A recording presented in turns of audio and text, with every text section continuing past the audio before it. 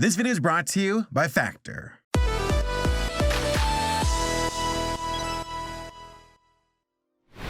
I never heard of this film before. Never. And a lot of Americans on Twitter are expressing the same sentiment. I saw this post on the Twitters, and they're like, wait, this film cost like $15 million to make? It's made like $50 million. I never heard of this. What's this movie? Where'd it come from, Cotton Eye Joe? And it definitely caught my attention. I'm like, wait, I gotta know more. Cause like, she's kind of cute looking first off. And also like this film is making the big bucks internationally. Apparently it was made by some Spanish studio. Warner Brothers is distributing it. And the British Museum is the bad guy in the movie. So consider me invested. I had to know more. And I looked into it. I watched it. And yeah, this movie was a complete letdown. The film itself has such an interesting premise, okay? Imagine Coco with like the Day of the Dead, the Land of the Dead, but it's Egyptian, all right? The mummies that were buried centuries, millennia ago, like 3,000 years ago, they're still alive, okay? They're in the afterlife. Look at them, they're mummies. Ooh, boo, boo, boo, boo. They got toilet paper wrapped around them.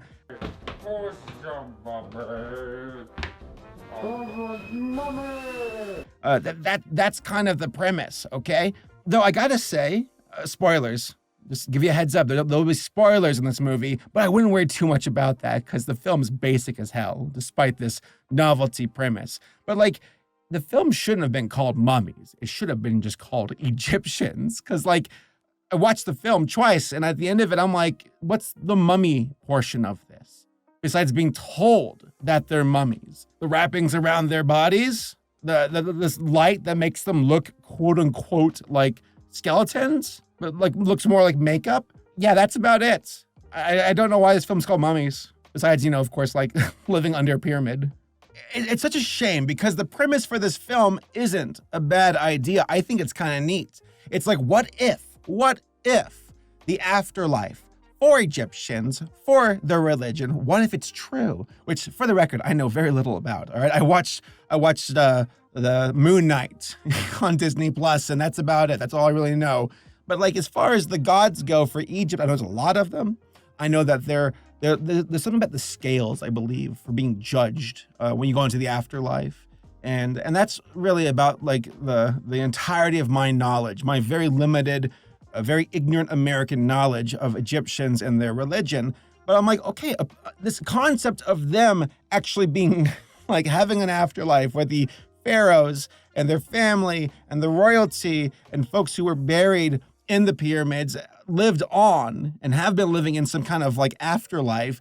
That's a cool concept until you see the cracks in the armor and how half-baked of a concept this is. That it's not just some supernatural world, it's literally underground. Like, you're like, oh, I wonder how they will transfer from realm to realm, because this is a bit of an isekai where the mummies show up in modern London. How do they do it? They dig under the fucking dirt like Minecraft. They just dug their way out. The afterlife is just underground, and then that's how it works. That's lame. Also, why are you white? I don't really enjoy getting caught up in the weeds of that kind of discussion, but it's hard to ignore here. I look at these characters, I hear their voices, and I'm like, you look kind of white, and you sound kind of white, compared to like Prince of Egypt. You know, look at these characters, like with Ramesses and I hope I said his name correctly, and the royalty of the Egyptians and their people, and you're like, yeah, that looks like the same kind of people that you see on the hieroglyphics in Egypt, like the actual, like, you know, legitimate hieroglyphics. Hopefully I'm saying that word correct. But like, I see this movie and I'm like, it's what I thought they would look like, which can be forgivable artistic interpretation. I don't know. You know, I'm just kind of like stepping away where I'm like, I don't know how I feel about that. And then I discovered like the irony that the bad guy in this movie is some archaeologist from the British Museum. Said museum is notorious for taking artifacts from other countries and bringing it back to their museum. And then for the Egyptian characters in this movie to be voiced by a bunch of British actors, that just seems a bit ironic, you know? It's like, who's the pharaoh in this movie? Sean Bean? Why? We couldn't have gotten some Egyptian actors to voice the characters, maybe?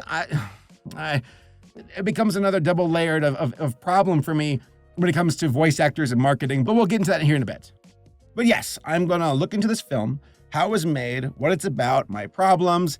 That's the overall point of this video, to see what we Americans, and folks who also might be out of the loop, what we've been missing out on, because I'm morbidly curious. This film's getting some high praise and doing financially very well. I wanna know more, so let's jump into it. Also, if you don't subscribe to my channel, you're British. Yeah, you better subscribe right now, or I'll throw you into the harbor. But real quick, 2 things. Number 1, subscribe to my channel if you haven't. Yeah, apparently like asking your audience helps, so subscribe, woo! And number 2, a big shout out to this video sponsor, Factor. One of my main goals for this year is to stop ordering out food all the time. I do it way too often and it's stupid expensive. Like I looked at my receipts last year and was like, Saber, you've got to start eating at home. But I'm also stupid busy. But that's where Factor has my back. Factor has prep meals that are tailor-made to my needs, which means a lot of meat and a lot of veggies for yours truly. Plus, they are fresh and never frozen.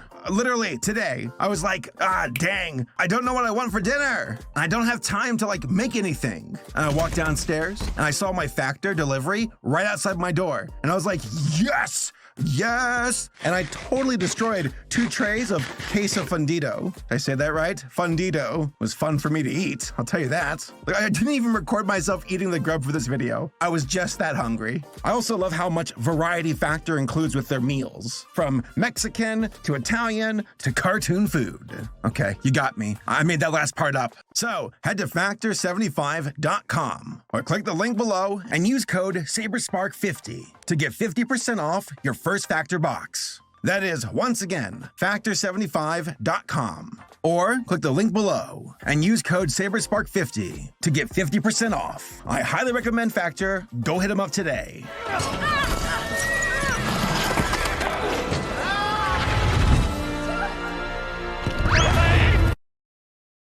Mummies has been in production since like 2018. It was made by 4 Cats Pictures, distributed by Warner Brothers, and it kind of got caught in the weeds of COVID. It started production in 2018. It was supposed to be released in 2021. Warner was like, no, let's wait a bit longer. And for what it's worth, it sounds like they were like, let's just wait until it makes sense to release it. And they called the right shot because it's doing quite well at the moment. The film cost $12 million to make. It's made, as of right now, $52 million. It's the number 9, like, ranked Spanish film when it comes to, like, outside the home market for them as far as financial success. It is the number 2 highest grossing animated Spanish film ever, right behind Planet 51, which, by the way, today I learned that Planet 51 was a Spanish production. So the film itself it's breaking records. Spain's excited. Spain, with 4 Cats Pictures, they were behind it, so they're proud of their production. And 4 Cats here, they worked on a film called like Tad the Lost Explorer, which I heard of it, never watched it. And yeah, I don't know.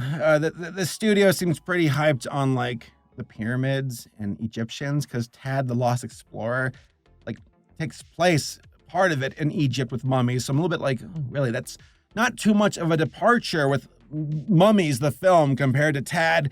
And I have to wonder if they reused assets, but that's just me being sussy baka, so let's move on. The co-screenwriter and producer is Jordi Gasol. I hope I'm saying your name right. And the director of this film for Mummies is Juan Jesus Garcia Golocha. I looked up an interview with Gasol here, with Gasol, and he said to Deadline, he said, quote, "Instead of being awful, the mummies in our film were beautiful," end quote. And I'm just like, okay, I guess. I think it's okay for them to take the mummies premise and make it, I guess, as they perceive, beautiful. But at the same time, you're kind of robbing of why mummies are so universally recognized, because they're undead, you know? I guess they're like maybe thinking the same thing as Twilight with vampires. But to me, it's like they're not really mummies then. They're just Egyptians, you know? Compare that to like other properties that utilize mummies in a way where it makes sense and feels distinguished and unique, or it makes sense as far as like why mummies are involved, like the PBS cartoon, like what's it called, King Tuttenstein or whatever. But like here, it's like I said before, it doesn't really feel like mummies if it's like Egyptians. And it's also like doubly weird because like Gasol here said that Mummies is a horror movie in a twisted way. I don't see it. I really don't. I don't think it's horror whatsoever at all, as a matter of fact. I don't know where he pulled that from. It gets worse because the guy, he talks about like the message of the film. And he said that it is, quote, "It's a movie about an issue that is very important today. The theme is about commitment within yourself, with others, with your work, and with who you are. And of course, commitment in love. As it is harder and harder to commit in the new society, it's relatable to everybody. You know, sooner or later, you will have to commit with yourself," end quote. What the fuck did you just say? Like, that's the biggest nothing answer I've ever heard. I want to chalk that up to a mistranslation with Deadline or whatever. Because, like, for me, I'm like, that doesn't make any sense. That's the biggest, like, nothing answer ever. What's your film about? Apparently, commitment in yourself and society. And that's the film. When I watch the film, I'm like, I don't see that. If anything, I see commitment to a pointless existence. And I'll explain here in a bit. But for what it's worth, Warner Brothers is really hyped on this film. They're like, yo, we're making some big bucks. And Gasol here is like, we're cooking, you know, let them cook. And they're going to go places with it. There's most likely going to be a sequel now. You just don't ignore it. When a film does this well, when you make back that profit without even being released in theaters in America, yeah, you will continue on. You will make this a franchise. So expect to see more Mummies in the future. And the thing that was so interesting to me was seeing this visceral reaction about the film on my Twitter. There's this original tweet where someone's like, never heard of this film. How's it doing so well? And then I made a tweet of my own talking about how like the British are the bad guys in this film. And man, that really got some engagement. And also my notifications got blown up with folks just fighting over like, I guess, the actual history behind it. Folks who are like, the British did nothing wrong. They're preserving history. And other folks who are like, they're stealing from people. It's wrong. And I'm just like, the movie was bad. I'm an idiot. On that wonderful note, let's hop into the film. Synopsis. We are seeing a British man in the pyramids with his two lackeys. He's an archaeologist, and he's looking for treasures and artifacts. And somehow he finds a portal into the Egyptian pharaoh mummy afterlife. I don't know how. There's really no magic to explain it. It's just some little robot that crawled through a hole to the ground. Apparently the afterlife, you just gotta dig a bit more. This is underground. I kid you not. You would think it'd be some portal. You'd think it'd be some kind of time travel or something. No, you just dig. That's it. Easy as. We are then in the afterlife for the mummies. It's just Egypt again. You know, you got folks using horses that are mummified. You got people who are still selling like goods and like commerce. I'm like, bro, you're dead and you're still working? Or you're dead and you're worried about marriage? That's the main synopsis for this film. Is our main character, Princess Nefer here, has been like picked by the gods, who we barely see in the film. That's a problem I have with it. I wish the gods were more in it. There's so many wonderful Egyptian gods, and they are barely in it, outside of them being mentioned by word. But she's supposed to marry some guy who's found by some phoenix, and it turns out to be this guy named like Tut, or Thut, or whatever. I don't know, whatever. And this guy is like a famous chariot rider who won a bunch of trophies, but then he got like Lightning McQueen, where he lost like a match, and he's afraid of going fast now. Potentially a metaphor when it comes to relationships. And he was picked on accident by the Phoenix to marry Nefer, and they both hate each other. They're like, I don't want to be married. I'm a guy. I don't want to be married. I'm a girl. I don't want to be married. Tut here's got a little brother who's like, I guess, a kid forever. Again, they don't explain the world at all. Where in Coco, the land of the dead, makes sense. Whether it be, you know, understandable or not, at least there's rules of how it works, which makes it more engaging, makes it more fascinating, makes it more fun, and it works well off of the characters and the tension and the stakes. But for here, it's like, do they eat? Yes. Do they sleep? Yes. Do they get married? Yes. Do they keep working? Yes. Can they die? I don't know. I think so.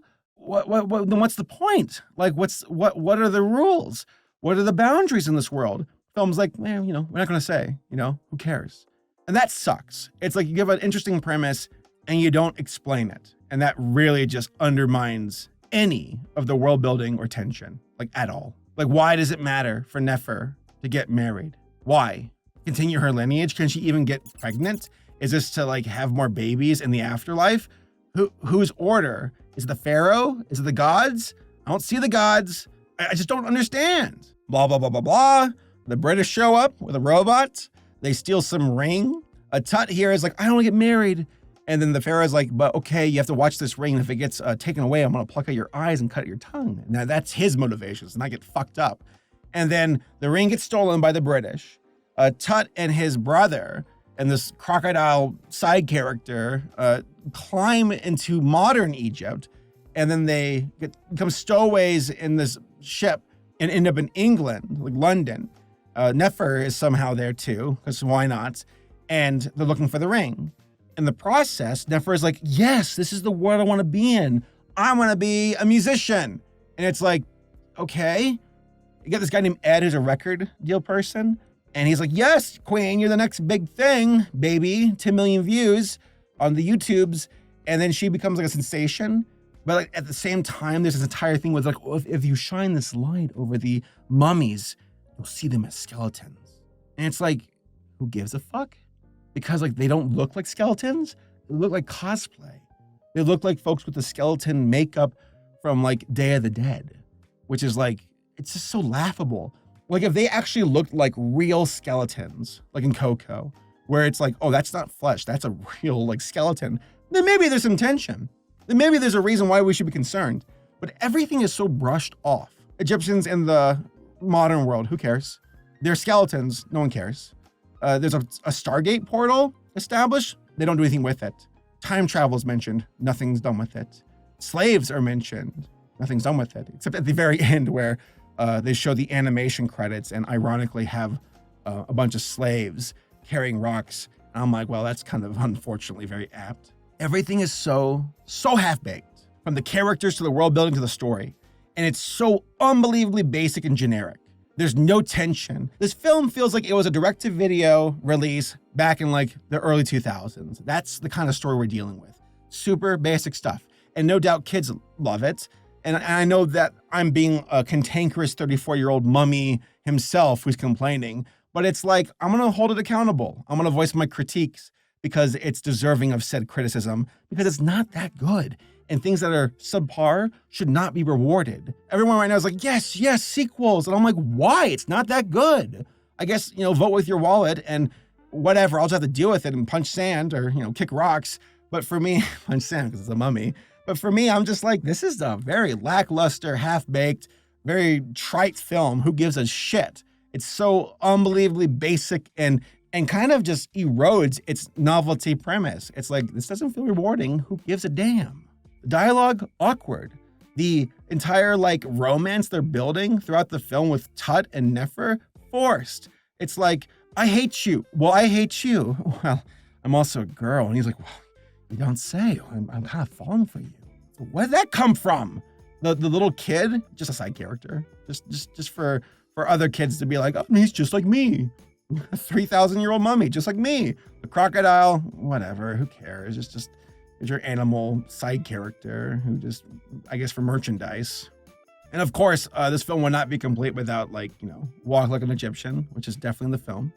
Some other songs. Apparently a lot of folks are like, the soundtrack and the music and the composition's amazing. I'm like, I don't really see it. And I especially did not see it when fucking Nickelback showed up. Nickelback started playing, I laughed out loud.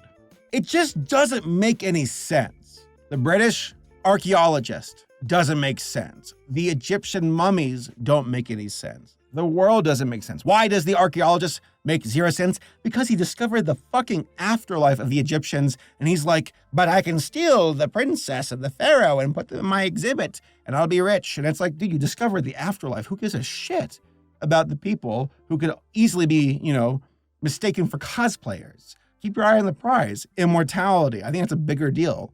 You literally took a bulldozer and dug your way into the afterlife and then ran it over, which is very British. But to me, it's like, that's kind of more important, right? The goddamn afterlife versus cosplayers.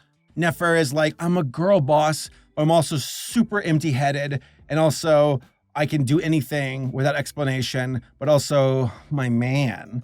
And then Tut here is like, his entire story arc is like, I'm afraid of going fast. In the very end, he uses his chariot to like stop the British, but it's like they ride off a cliff and just blows up into oblivion. And I'm like, who cares? He's dead? Can he die twice? The movie never says. Again, they don't establish the world whatsoever, which makes it very confusing. Prince of Egypt feels good, feels authentic, feels rewarding, feels like they did their research. And I see it and I believe it. Here, it's like, nah, this is such a facade, such a half-assed attempt, and a premise that they just do not deliver on. And then it just doubles down when you're like, who are the voice actors? It's just a bunch of British, white British celebrities, which, again, it's like, well, is the performance any good? Robin Williams is a white guy and he's voicing a genie, but his performance is next level. It's almost like, who cares? He's killing it. He's perfect. But here it's like, Sean Bean is a pharaoh. Who cares? He doesn't give a good performance. So why? Oh, because he's Sean Bean. Because famous British white actors will put butts in the seats. And I'm like, that sucks. I think there could have been real authenticity, real effort to be genuine with this culture you're representing, and you just don't care. And it really shows. And it sucks. Weird edits, abrupt action scenes, bad composition. The character designs are fine until like you start to have larger scenes. Like when it's just their faces and they're emoting, it's fine. But then you see them run, or there's, heaven forbid, an action scene or a sweeping shot of like exposing, establishing a scene like the market.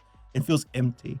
This final action scene with like the British fighting king, the Tut guy, everyone's empty. The city's empty. Who cares? It just feels like it's a very empty film, from its narrative to its premise to its characters to everything. It's just so unbelievably empty. And what sucks so hard is there could have been potential here. Get Egyptian actors to voice the characters and do your homework and research it. You don't need to dig underground. I think if they would have done this, where the British Museum invented a time portal and went back in time and stole from the Egyptians, and then there's just some, oh no, our main characters fall through the portal and ended up in London. That could have worked. At least it makes more sense of why there's this disconnect versus where's the afterlife? We'll just dig a bit deeper. It's under the pyramid. Oh, of course. And also would explain why the archaeologist is more concerned about artifacts versus the afterlife. It's like he's a complete fool when it comes to realizing what's a lot more significant, some ring, some cosplayer pharaoh, or goddamn immortality. So yes, you had the Stargate right there. Use it. You mentioned time travel before. Use it. It could have worked. And also, it's mummies. When they turn into skeletons, really make it apparent. You did it in Tad, kind of. You can make really mummified characters, but they're like, we want to make pretty mummies. And I'm like, well, they're cadavers, so I don't really think they're supposed to be super hot. Let's just call what it is. You have a hard-on for Egyptian royalty girl character. That's what you want, with a little emote on her face. Look at her cheek, little emote cheek. This film definitely stacked its chips into its designs. And I gotta say, there's good textures. I think there's really good expressions. But then when you see the animation do its thing, when you zoom out and you really look at it, and you look hard and you rewatch it and you notice the details or lack thereof, it starts to become noticeable. You're like, yeah, this looks kind of lacking. They cut corners. Again, the British being the bad guy, with the archaeologist, with the museum trying to steal. I think it's funny. You had such a premise. What if the mummies were real? What if it was a portal, some magical portal that the British went through to steal from the afterlife? And what if that's the one-way portal for the mummies to get through and the British go back? Okay, cool. You can explain this world. You can really flesh out this premise and set rules for the characters to abide by and build tension like they did in Coco with like Miguel. If he's here for too long, he turns into the undead. Those are the stakes, Or he stands like a sore thumb initially for being a human in the land of the dead. Stakes. You give us a clock, tick, tick, tick, tick, tick, tick, tick. There's no clock here. Who cares? There's no stakes. There's no tension. And that just makes the film so boring. From its stupid music montage to its just, hey, you gotta go back to Egypt from England. We'll throw you in the luggage of the plane because we have to. And also somehow you got out of the airport just fine, because who cares? movie. Explain yourself, please. Overall, this film is not good.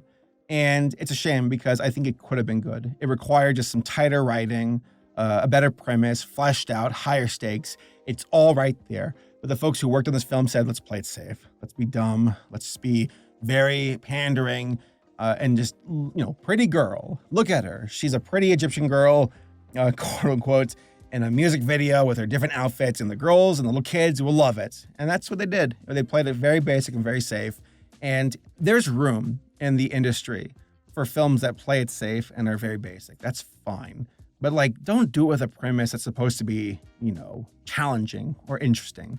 Because if anything, it just wastes the premise and it works against your film because you're not explaining. Interesting concept, they do nothing with it. It defeats the point of even attempting this premise. And it's very frustrating. The characters are completely empty, all of them. And they make dumb decisions that don't make any sense and have very little payoff. So I guess I'll just have to wait for the sequel. Will they go Rugrats in Paris, New York with the Chipmunks, or road trip in Europe? Who can say? I don't expect much. And I think this potential franchise has very little to stand on. Just nothing to work with besides outfits and pretty girl. That's it. So your hot mommy wife who can only take you so far movie. So get some better writing material. And maybe Anka was the way to go after all.